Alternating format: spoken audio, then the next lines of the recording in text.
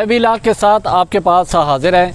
B-17 का मामला है और B-17 में अफ़गानियों की भरमार है और वो कौन से कारोबार कर रहे हैं और पाकिस्तानी जो हैं उनसे तंग है और आए रोज़ जो है पाकिस्तानियों के लिए मुश्किलात पैदा हो रही हैं और हुकूमत ने और जो ख़ासकर पुलिस जो है वो मसलहत के तहत खामोश है या फिर पुलिस की मुट्ठी गर्म की जा रही है या क्या सूरत हाल है। बहरहाल पुलिस ने खामोशी इख्तियार की हुई है और इस हवाले से कोई पेशरफ्त नहीं हो रही अफ़गानियों की वापसी के हवाले से। शुरू में जो चीज़ें चली थी और मामलात शुरू हुए थे लेकिन वो आगे उस मंतकी अंजाम तक नहीं पहुंच सके। तो बहरहाल इस्लामाबाद जो वफाकी दारुल हुकूमत है यहाँ पर अभी तक जो अफ़गानी हैं आबाद हैं और अपना कारोबार कर रहे हैं और बड़ी यकीन के साथ वो अपने कारोबार में मसरूफ़ हैं और उनको किसी किस्म का कोई खौफ नहीं है कि हुकूमत या पुलिस एहलकार या उनको तंग करेंगे या इस हवाले से कोई उनको मुश्किलात दरपेश आ सकती हैं। तो बात करते हैं B-17 की इस्लामाबाद का पोश इलाका है, वहाँ पर अभी डेवलपमेंट भी जारी है और अफ़गानियों के जो कारोबार है वहाँ पर प्रॉपर्टी में वो इसमें भरपूर यानी कि किरदार अदा कर रहे हैं और अपना बिज़नेस कर रहे हैं और मुख्तलिफ़ जो बिज़नेस है उसमें वो मशगूल है और इस वाले से जो पाकिस्तानी हैं वो अच्छे खासे उनसे परेशान है और जिस तरह दीगर जो मामलात हैं वो मामलात उनके वैसे ही चल रहे हैं। और लगता यही है कि इस्लामाबाद जो पुलिस है और जो मुतालिका थाना है वो इस हवाले से कोई किरदार अदा नहीं कर रहा और अफ़गानियों की वापसी के लिए उसने खामोशी इख्तियार की हुई है या फिर मुबैना तौर पर ये हो सकता है कि इस्लामाबाद जो पुलिस है जो मुतालिका थाना है उसकी मुट्ठी गर्म कर दी गई हो और जिसके तहत वो उन्होंने खामोशी इख्तियार की हुई है और इसी को उन्होंने गनीमत जाना हो कि खामोशी ही बेहतर सबसे बेहतर वो है। और क्योंकि पुलिस आम तौर पर खामोश नहीं होती या फिर उनको कोई बड़ी सिफारिश हो तो इस हवाले से कोई सिफारिश नज़र नहीं आती। मामला जो है ख़ास अगर देखा जाए तो वो बिल्कुल जो पैसे का इन्वॉल्वमेंट है वो सामने वाज़े तौर पर नज़र आ रही है और जिसकी वजह से पुलिस ने भी खामोशी इख्तियार की हुई है और उस पर कोई रिस्पांस नहीं दे रहे। और हालांकि वफाकी दारुल हुकूमत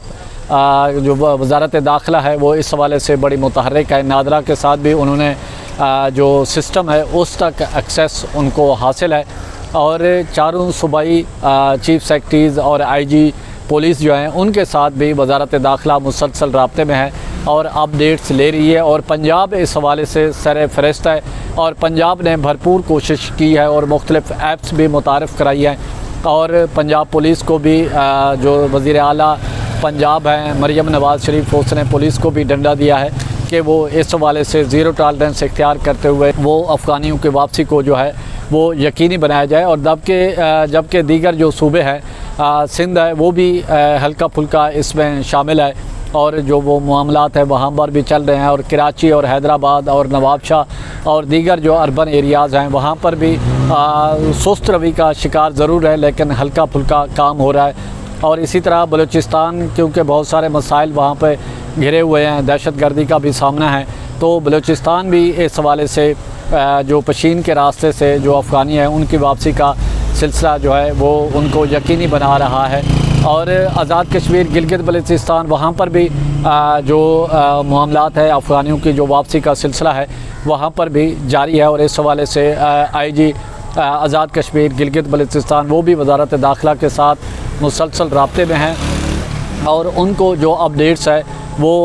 देने में मसरूफ़ है। और जैसे इस्लामाबाद पंजाब के अगर यहाँ से अफ़गानी जाते हैं तो पेशावर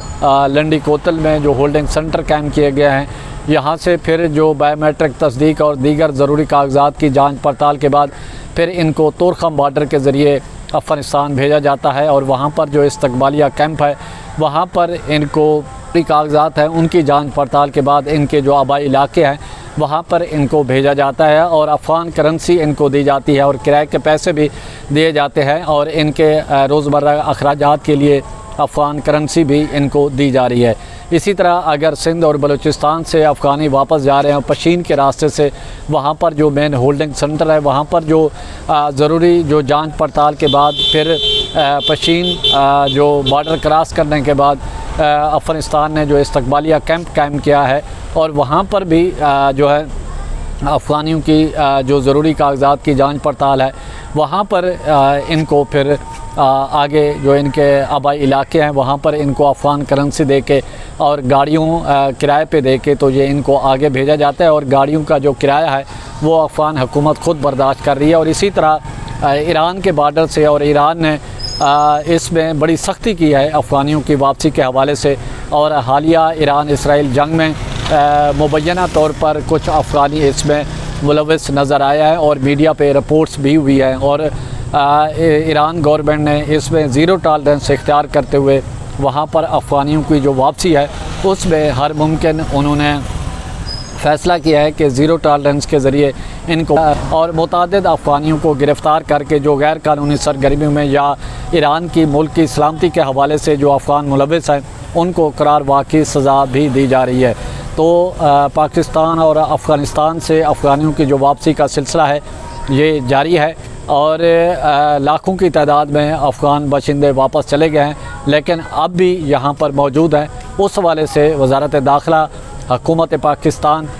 बिल्कुल सर जोड़ कर बैठेंगी और इस सारी सूरत हाल के बाद अब दोबारा जो हुकूमत है दोबारा इसको फोकस करने जा रही है और अफ़गानियों के लिए ज़ीरो टॉलरेंस जो है वो इख्तियार की जाएगी। और इस हवाले से हुकूमत ने एक बड़ा अहम फ़ैसला कर लिया है और आइंदा चंद दिनों में इस पर वाज़े तौर पर अमल दरामद होता हुआ नज़र आएगा। इसी के साथ प्रचार की टीम को इजाज़त दें। गिरदो नवाह का ख़ास ख्याल रखें, लोगों के लिए आसानियाँ पैदा करें।